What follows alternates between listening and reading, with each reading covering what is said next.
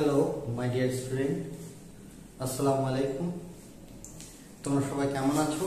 আশা করি ভালো আছো। গত ভিডিওতে যারা লাইক দিয়েছো, আমার চ্যানেল সাবস্ক্রাইব করেছো, সবাইকে অসংখ্য ধন্যবাদ। এবং আমি আশা করব আমার সামনে ভিডিওগুলো তোমরা দেখবে এবং তোমরা দেখে যদি কিছুটা উপকৃত হও তাহলে আমার এই পরিশ্রম সার্থক হবে বলে মনে করি।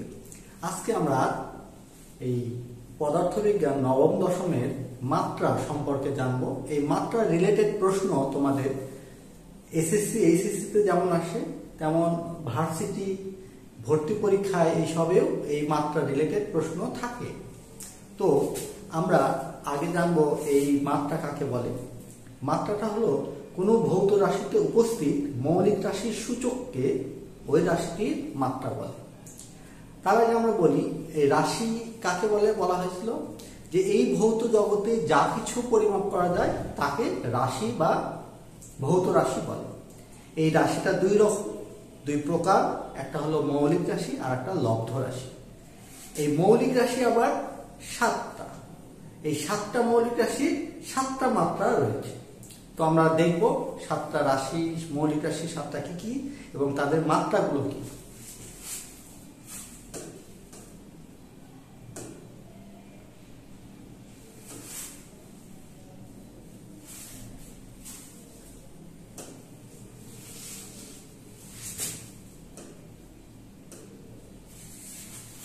দেখো, আমাদের প্রথমটা ছিল হলো সরণ। এই 7টা রাশি হলো সরণ, ভর, সময়, তাপমাত্রা, তড়িৎ প্রবাহ, দীপন তীব্রতা এবং পদার্থের পরিমাণ।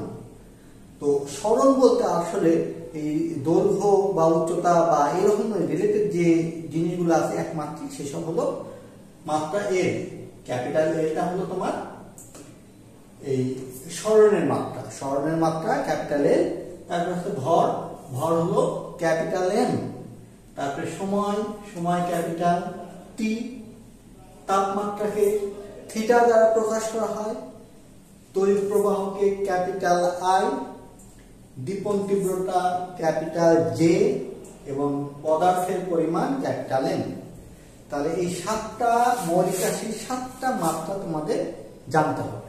এই 7টা মৌলিক রাশি জানতে পারলে যত প্রকার লব্ধ রাশি আছে সকল প্রকার লব্ধ রাশি তুমি মাত্রা নির্ণয় করতে পারবে। তো সেরকম একটা উদাহরণ দিয়ে তোমাদের আমি দেখাবো। যে যেমন হলো প্রথম যদি আমি বলি, দেখো ছোট ছোট ভেঙে বেগ। তাহলে বেগ সমান কি? সরণ ভাগ সময়। তাহলে বেগ সমান কি? সরণ ভাগ সময়। সরণের মাত্রা কি? ক্যাপিটাল এল। সময় ক্যাপিটাল টি। তাহলে এটাকে লেখা যায় কি? এল টি ইনভার্স এল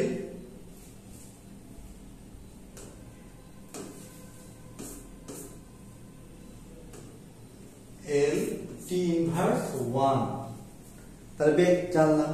বেগের পর আছে ত্বরণ। ত্বরণের মাত্রা কি? বেগ ভাগ সময়।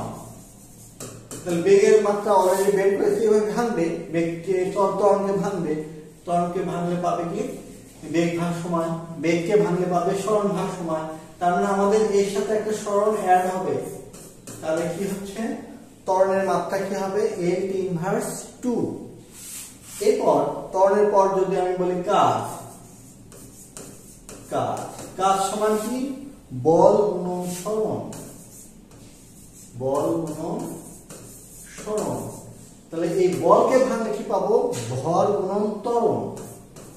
ভর গুণন ত্বরণ। আর আরেকটা সরণ তো আছে। দেখো, ভরের মাত্রা হলো ক্যাপিটাল এন। ত্বরণ ছিল বের করেছি এল টি ইনভার্স 2। আর একটা সরণ মানে এল। তাহলে কাজের মাত্রা কি হচ্ছে? M L square T inverse 2।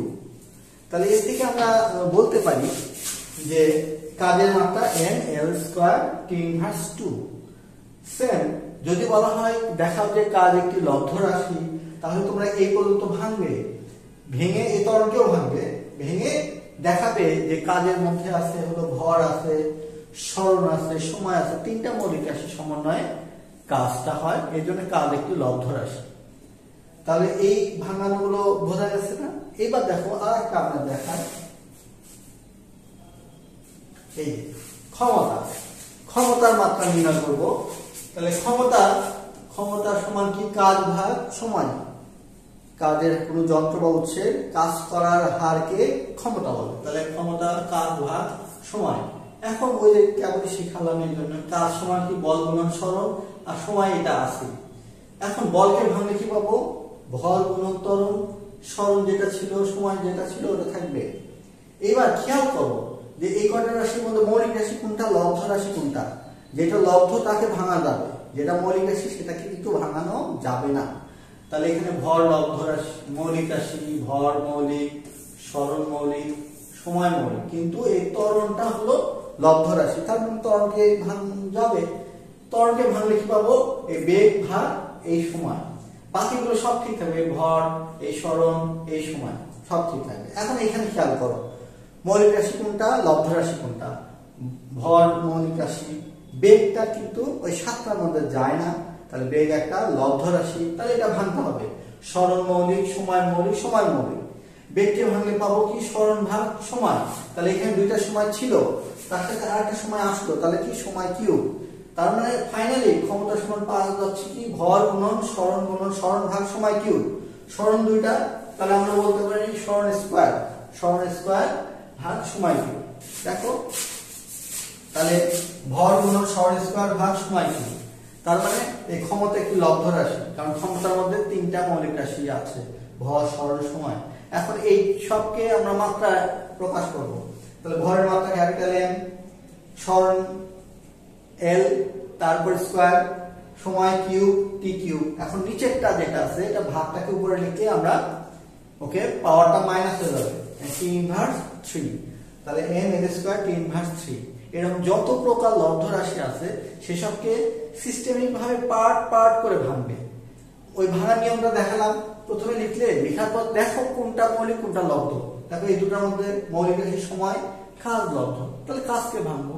এইভাবে যদি ভেঙে করো, তাহলে মাত্রাটা সম্পর্কে তোমাদের কোনো সমস্যা থাকবে না আশা করি, এবং তোমরা এই রিলেটেড সঠিক অ্যান্সারই দিতে পারবে। সবাইকে ধন্যবাদ, এবং সামনে যে ভিডিওগুলো আসছে তোমাদের পছন্দ মতো দেব। তোমাদের যেসব সমস্যা আছে, যে টপিকগুলো বুঝতে অসুবিধা হয় আমাকে জানাবে, আমি সেই সম্পর্কে তোমাদের ভিডিও দেব। আর যারা অলরেডি সাবস্ক্রাইব করেছো তাদেরকে অসংখ্য ধন্যবাদ। আশা করি সামনে আরো সাবস্ক্রাইব করবে, লাইক করে দিবে, এবং সবাইকে শেয়ার করবে ভিডিওগুলো দেখার জন্য। সবাই দেখে যেন উপকৃত হয়, এটাই আমার আসলে ইচ্ছা।